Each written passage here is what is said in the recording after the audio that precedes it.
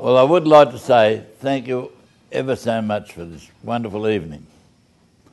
I mean, I never ever thought that I'd be in Parliament House and making a maiden speech. But I would just like to thank all of you. Yeah, but I think he should be ejected for that, Mr. Speaker. But anyhow, many thanks to all of you for coming here to help me celebrate my 38th birthday. I'm a bit dyslexic, yeah. And thank you very, very much, and especially to Gavin and David O'Brien. Without those two, this wouldn't have happened. It really has been great to have all my family here, and my in-laws and my grandchildren, and everything's been marvellous. I'll have to show Gail how to look after them in the future. Thank you very much for coming.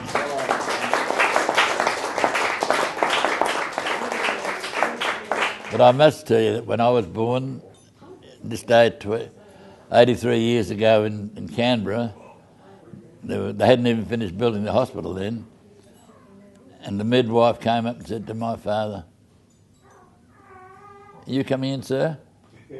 Don't interrupt. Is that what he said to the midwife? I thought the midwife said that. What did he say then? Are you coming up, sir? The midwife said to his father? Said to my father, "Mr. Collopy, I think you're wasting your time. The baby will be dead in the morning." So my father took me out and baptised me under the kitchen tap. And I don't know whether it was the grace of God or whether it was the cold water in Canberra in August that woke me up and made me sit up. And then with the accident 63 years ago, when the insurance company told me I wouldn't live till I was 60. But I'm so glad they were wrong too. And now that the member for West Gippsland has arrived... Wrong direction. Wrong direction. The wrong direction. West Gippsland? For Gippsland. For West Vic. Yeah, but that's just to say, I just want to see if you're all on the ball. I left the other place, it's a bit boring. I thought there'd be a bit more fun in here. David, I have said thank you very, very much for you and Gavin, especially you, for making this such a wonderful evening. And I'm sure all my family also thank you very much, because I sincerely thank you a lot. And if ever you want any more advice, come and see me, I'll tell you. Thank you, David. Well, I was a young boy of about 5 years of age in Canberra, and I developed something wrong with my leg, and the doctor in Canberra at the time, they said this is 1932, 33, they said, we'll have to amputate his leg. Was it the same doctor? No, there was only the one doctor. I don't know, there were too many doctors in Canberra in the year. And our regular doctor, Dr. James, was away in Sydney at the time, and he came back and arrived in Canberra, and he said, "Any news?" And they said, "Oh, in the hospital, the little Collopy boy, we were amputating his foot in the morning." Why?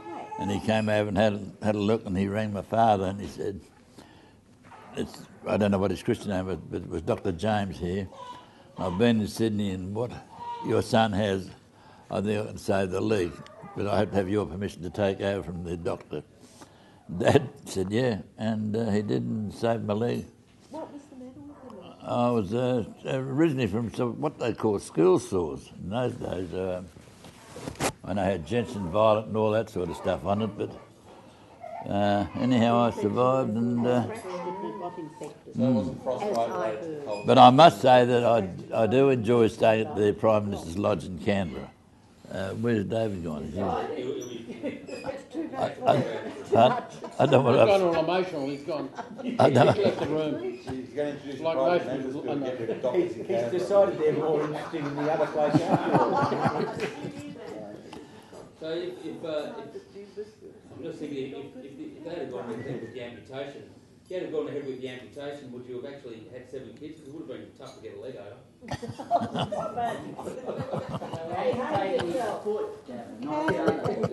But following up from that, so Did couldn't have played footsie with mum at the table at the Camberwell dinner dance. Well, he could have. He still had His one mates there. had one. His mates from Could you tell the house what joined your back mother one said of to the me brothers at one and didn't stage like a regarding football your then. One like that and all So, that. so rough before, with Ben? I, get to the, I know the one you mean. I know that Say was Patrick. Yes. I do know that on one occasion You'll be out of the house. when I Mr. Speaker, so we fast forward to the famous Big Alley story. So, you're in a coma. no. Look, the illness mean nothing to me. It's more about what my mother said to your mother. Now, can you work that out? Yeah. When she first met her, and she said, "I knew Johnny." She called me Johnny. Was saved for better things, and that was your mother. No, it was our 7 wonderful children was what he was. But she did say that to me. After his accident, she said he was saved for better things, so I think it's Yeah. 7 better things. No, So 7 better when do the better things. things start happening? How about the 7 better things there? And she said that. Grand final's coming up shortly.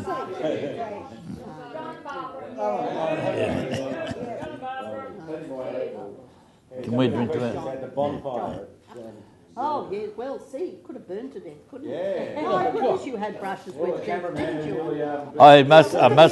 There aren't too many people that have burnt down the fence of the lodge in Canberra. Or put themselves in the middle of a bonfire with a box The of cameraman burned down a house. No, I did. Really? My brother George and myself, we did a good job. It's on tape. He's watching on YouTube on his phone right now. How many nights has he got? This would be a good room for Christmas. Yes. Now, while I think of it, excuse me, those in favour, but I thought we could have a Christmas dinner here. Yeah. I'll have a word to Ted. I'll have a word to Ted in the morning. My friend Ted. Mr. Bayou. Talking about that movie. No, I want this room for Christmas dinner. I know where you're going to put the children. Well, Yeah, the girls and Atticus and oh, we'll move up. yeah.